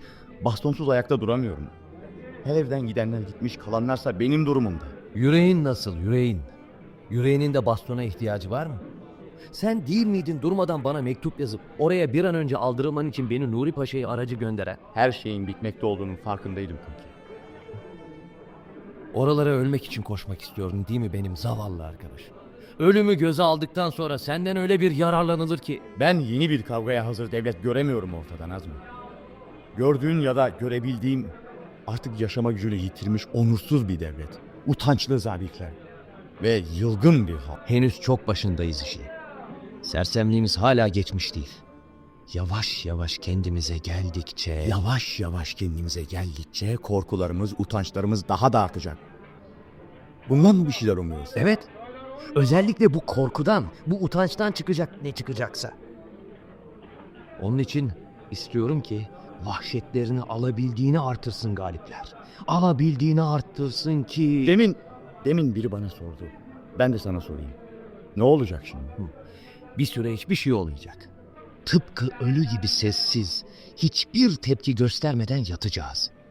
Bir ölü tepkisizliği iştahlarını kabartacak. Leş kargaları gibi üşüşecekler üstümüze. Şuramızı buramızı kapacaklar.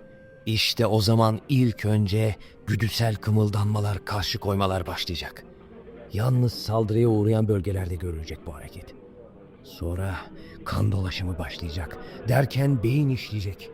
O zaman anlayacaklar ki bu millet ölmemiş. Bu halkın hala direnme gücü var. Peki para, silah, baş? Paramız da, silahımız da, başımız da olacak. Peki kim? Bilebilir miyim ben kim? Bir milletin en gereksinim duyduğu anda, en gereksinim duyduğu insanı bulması o milletin canlılığının kanıtıdır. Görüyorsun ya, yine gözlerimiz bir kişiye yöneliyor. Enver Paşa'ya. Gerçekten de o kendini Kafkasya'ya bir atabilse. Ay, ben de o sırada orada olabilsem. Sen nasıl reddedebildin Nuri Paşa'yı? Ben düşlerimde bile ona erişemezdim. Senin kadar yiğit olamadığım için. Ah Nazmi, alay etme. Karşıma geçmiş çok daha delice planlar yapıyorsun. Sonra da korkaklığından söz ediyorsun. Yeni bir hareketi yeni insanlar başlatabilir ancak. Bu insanlar kimler olacaktır bilmem ama Enver Paşalar, Nuri Paşalar olmayacaktır. Bunu dinim gibi biliyorum. Zaten hiçbir zaman, hiçbir konuda seninle birlik olma. Evet. Her zaman ben ayağımı kaldırdım, sen bastın. Böyle böyle ilerledik ve bugüne geldik. Ne oldu? Dayı Bey geliyor. Ne? Bir dakika.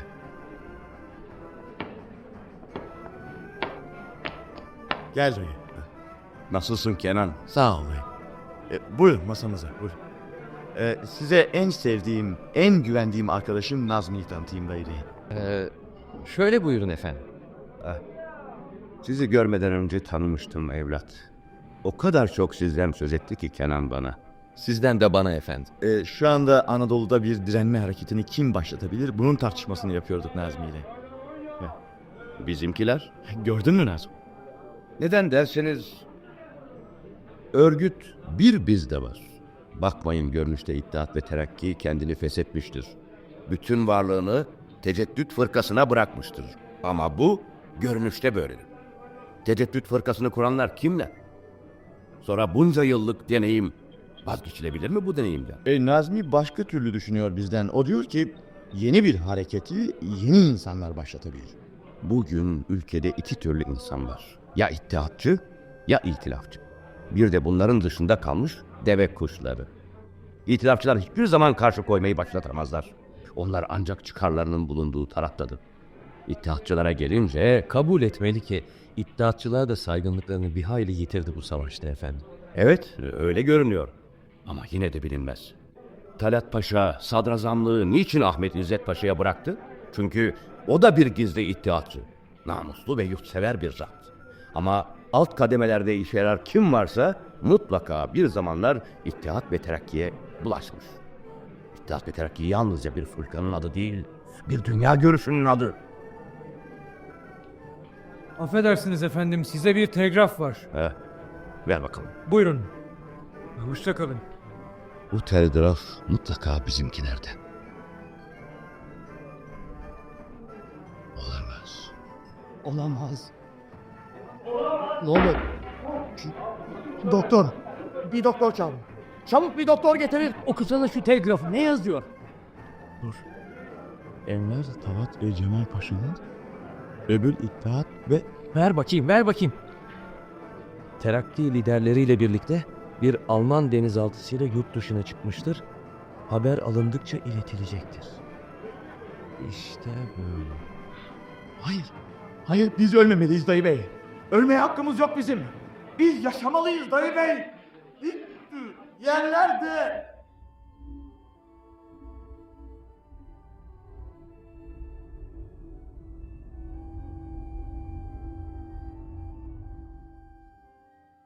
Hepimizi birden görmek istemişsin Ali Rıza Bey. Ne var? Ne oldu? Dinleyin. Şimdi haber aldım. Düşman Nazilli'ye girmiş. Nazilli'den burası ne ki birkaç adım. Üstelik yollarının üstünde. Artık burada durulmaz. Dinleyin dedim. Dinleyin. İstanbul'da avukat Hasip Bey'e bir mektup yazdım ve para gönderdim bankayla. Bize uygun bir ev bulsun diye, şöyle 2 katlı. Oraya gidip yerleşeceksiniz. Ama orası çoktan işgal altında. İstanbul dünyanın gözü önünde bir yer. Orada namusa, cana, mala saldırı gibi adi suçlar işlenmez pek. Birbirlerinden utanırlar.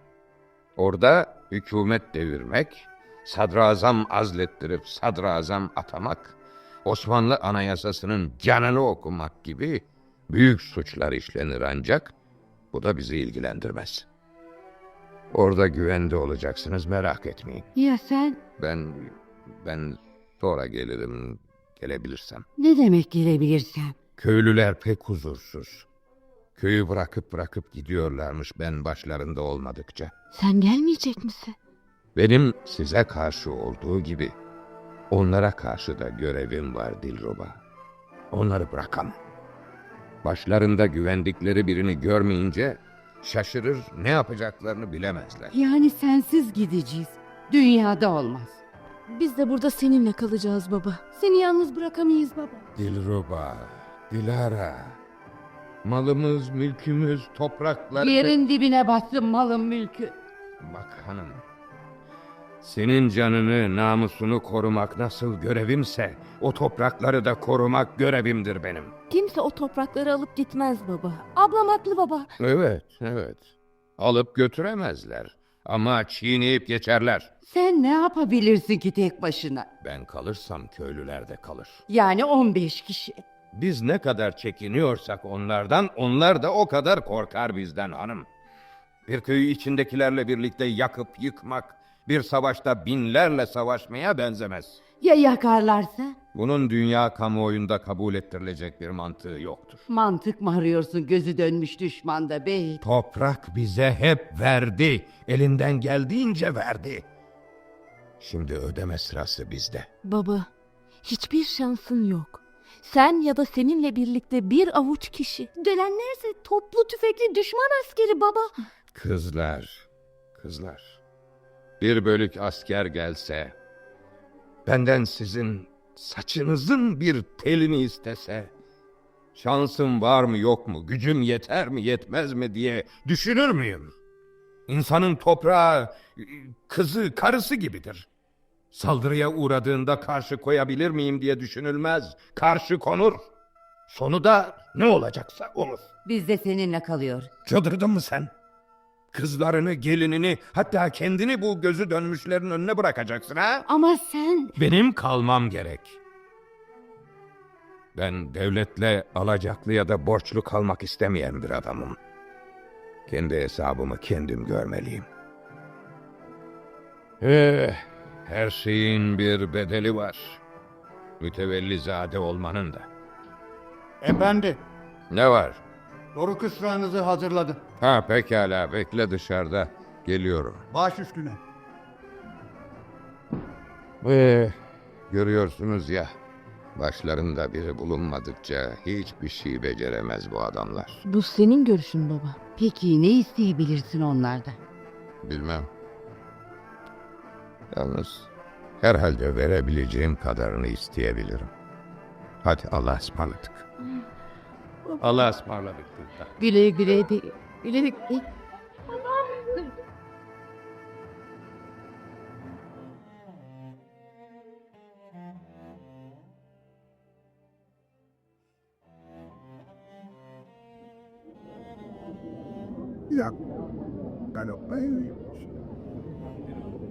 Çağrımız üzerine hepinize bu yazlık bahçeye toplandığınız için çok teşekkür ederim. Ben bu kasabaya İzmir'deki Reddi Hak Cemiyeti adına geliyorum. Cemiyetimiz bu işgali kesinlikle kabul etmeyecektir. Kabul etmeyip de ne yapacaksın?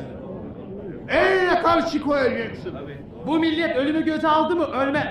Boşla boş. 5 yıl 5 cephede nice ölümleri göz aldık. Bugün kendi yurdumuzda can çekişiyoruz da kelime-i şehadet getirecek gücümüz yok. Evet biliyorum.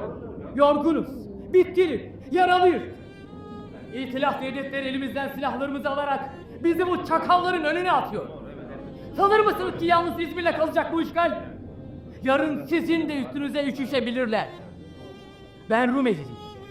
O bitmez tükenmez göçlerden birinde dünyaya gelmiş.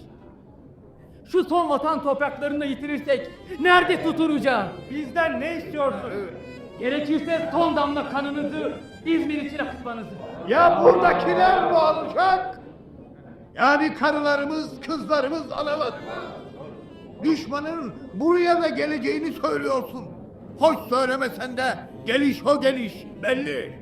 Benim cesedimin üstünden atlayan düşman onlara ne yapar? Anlıyor musun ne demek istediğimi? Ben burada namusumun vekilliğini yapmak zorundayım. Çünkü benden başka kimse kalmadı evde. Bir oğlumu Çanakkale'de verdim. Bir oğlumu Sarıkamış'ta. Örgütsüz mücadele olmaz ama. Tek başınıza ne yapabilirsiniz? Ne yaparız bilmiyorum. Kendi aramızda anlaşıp anlaşamayacağımızı bile bilemiyorum. Bize iyi bak oğlum. Bizi iyi tanı, yanılma. Baba ben yanlış bir şey söyledim de bağışla beni.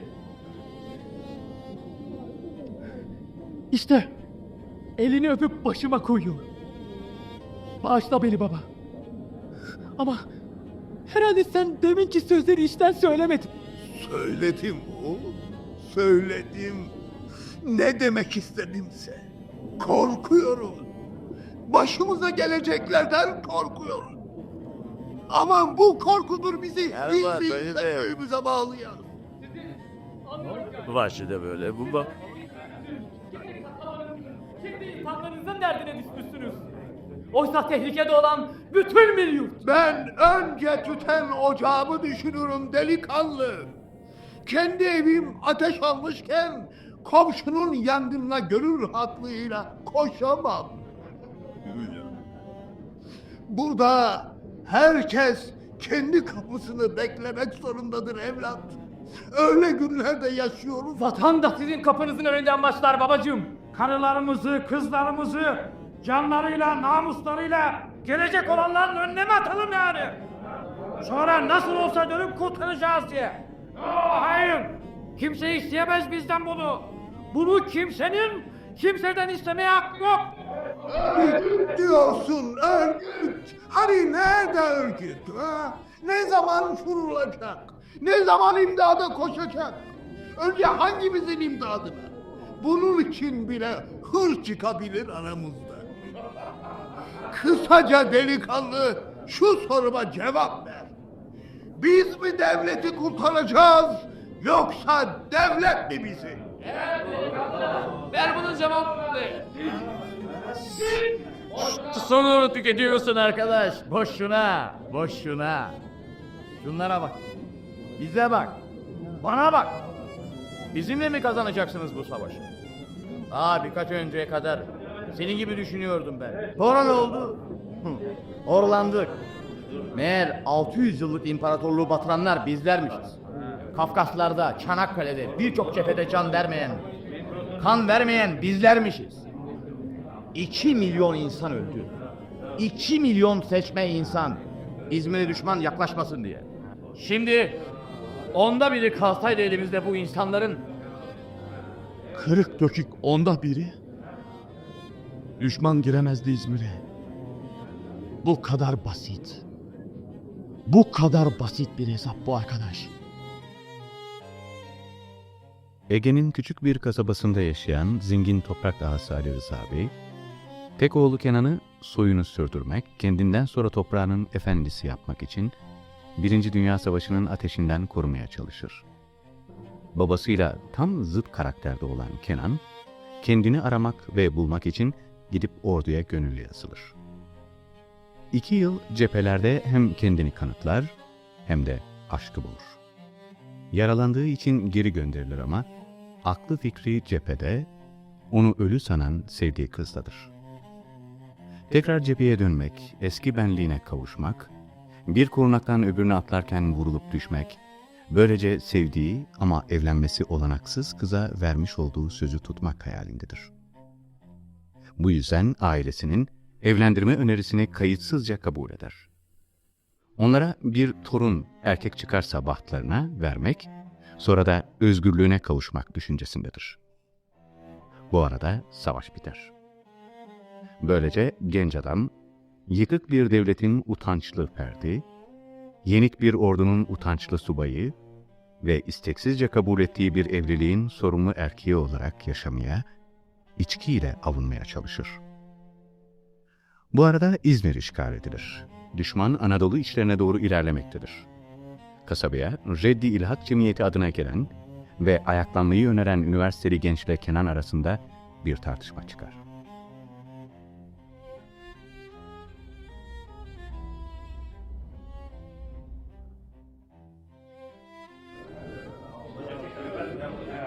ahmak, sefil, alçak birisiniz. Dur bakalım arkadaş. Kimse tokatlayamaz beni. Kimse. Hemşehrilerim dinleyin. Ben bu çocuğun söylediği gibi biri miyim? Size soruyorum. Alçağın, korkan biri miyim ben? Görüyorsun ya, kimse hak vermiyor sana. Vermezlerdi. Çocuksun sen daha, çocuk. Bir zamanlar ben de çocuktum senin gibi. Hatta belki de daha çocuk, onlara inandığımda. Senin kadar da çelimsizdim.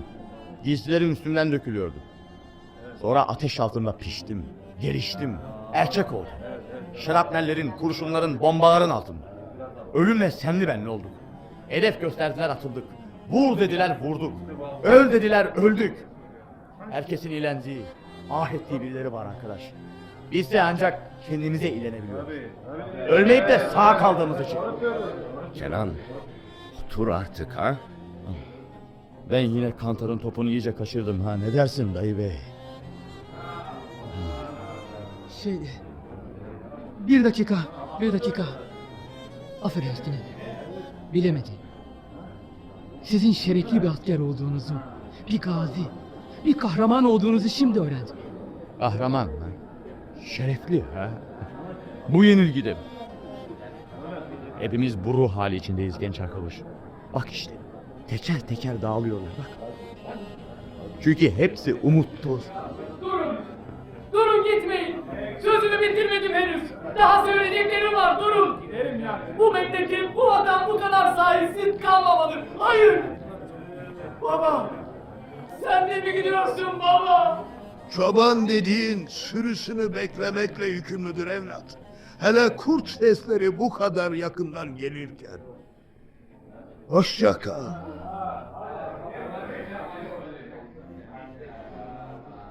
Bir şey değil. Gittiler. Kimse kalmadı. Gittiler. Yere bekliyordum genç arkadaşım. Onları yere toplamalı. Toplayıp anlatmalı. Örgütsüz kurtuluş olmaz. Nasıldı o beyit dayı bey? Hani sık sık söylerdiniz siz. Sunar bir camın memlu bin tehi peymaneden sonra felek ehli dili dilşad eder. Ama neden sonra? Ya Evet. bin boş kadehten sonra bir dolu kadeh sunar. Gönül ehlini mutlu kılar felek ama neden sonra? Ya. Siz bunu niçin söylerdiniz dayı bey? Ben niçin söylüyorum? Ah neyse gidelim artık. İzninizle. Efendim. Bir hastalık mı geçirdiniz? Evet, hafif bir felç. İttihatçılardan güvendiklerimin yurt dışına çıkışlarından hatıra kaldı dilimdeki bu ağırlık. Otur oğlum, yanıma otur. Geçmiş olsun. Sağ ol. Hepsi gitti. Kimselere anlatamadım yazık. Kimselere. Bana anlat. Ben dinleyeceğim seni. Hadi.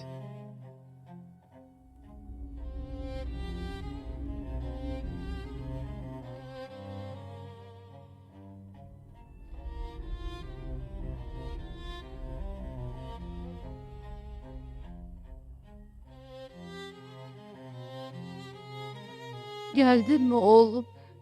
Ne var? Neden ağlıyorsunuz? Babam gitti Kenan. Gitti mi? Nereye? Topraklarının namusunu korumaya abi. Nasıl koruyacakmış topraklarının namusunu? Öldürerek, ölerek.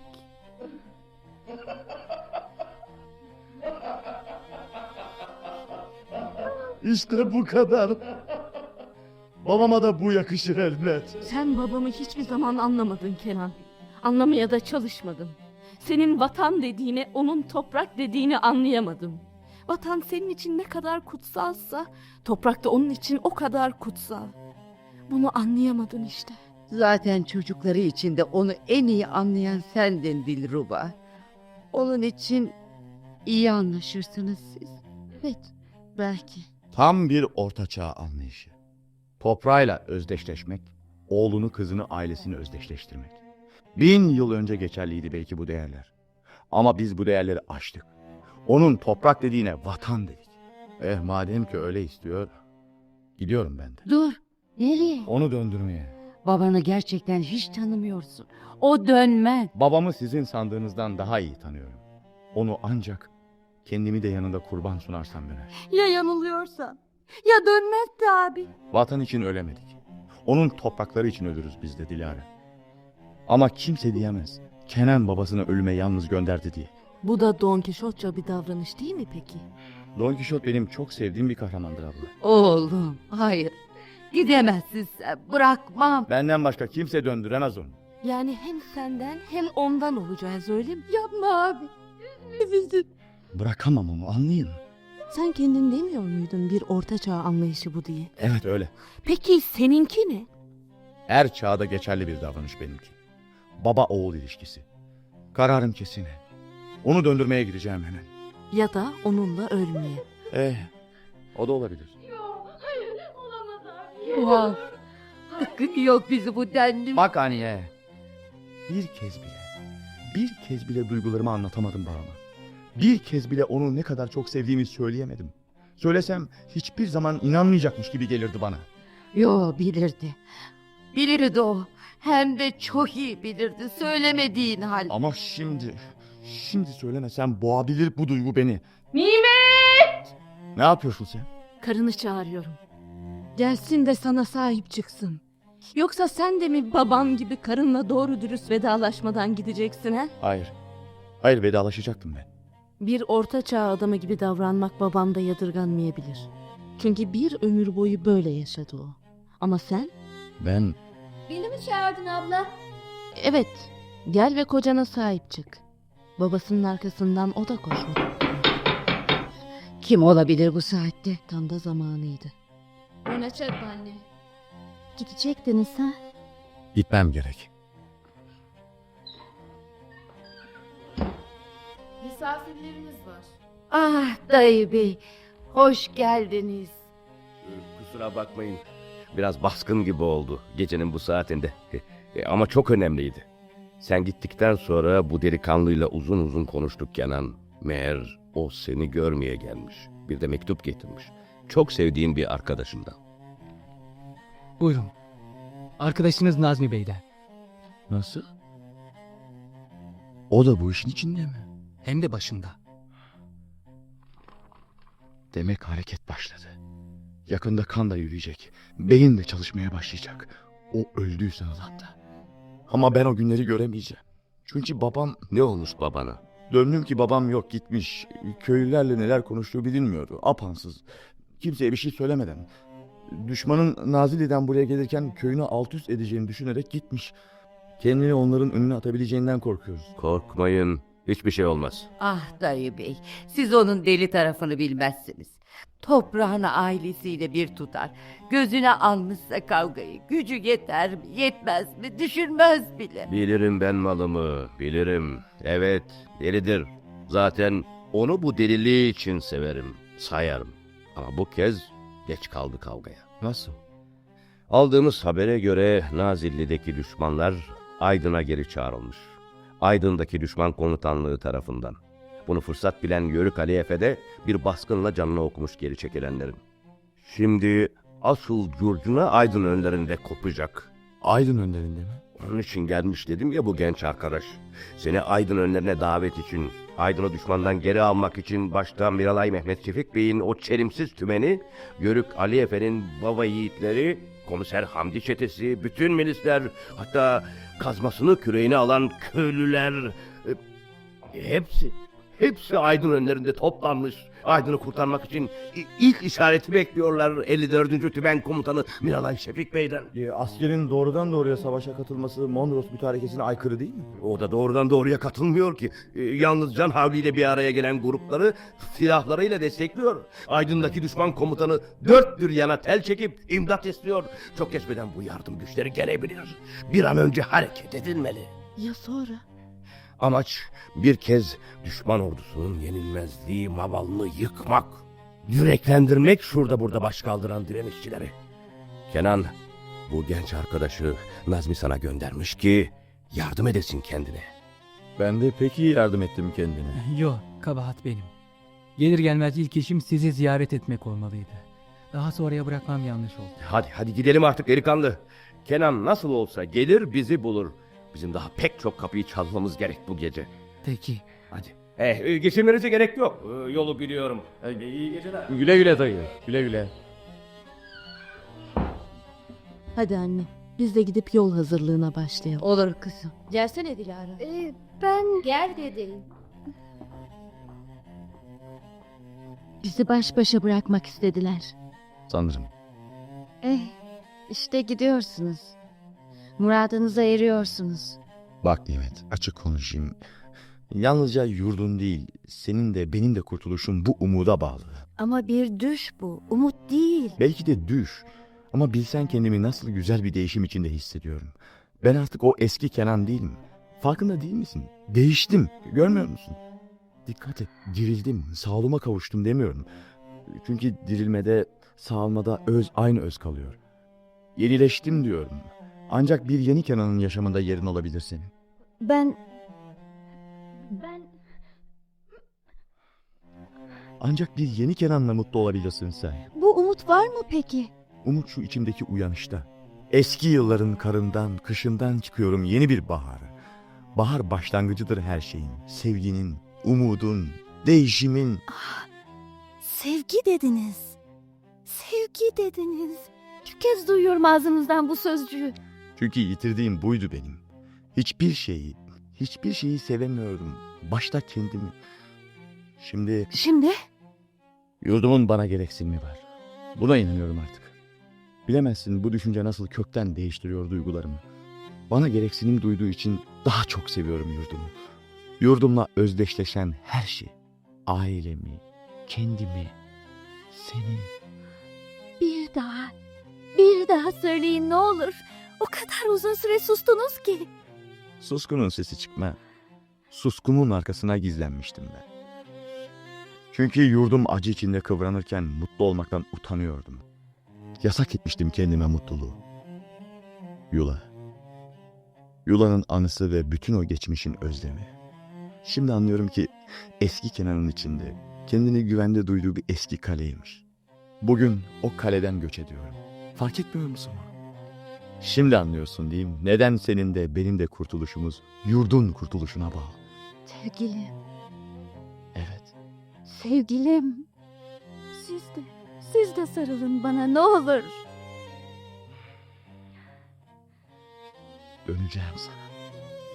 Kurtarılmış bir yurtta, özgür bir ülkede, bütün kaygılardan, utançlardan, acılardan arınmış bir yaşamda en güzel günler için döneceğim sana.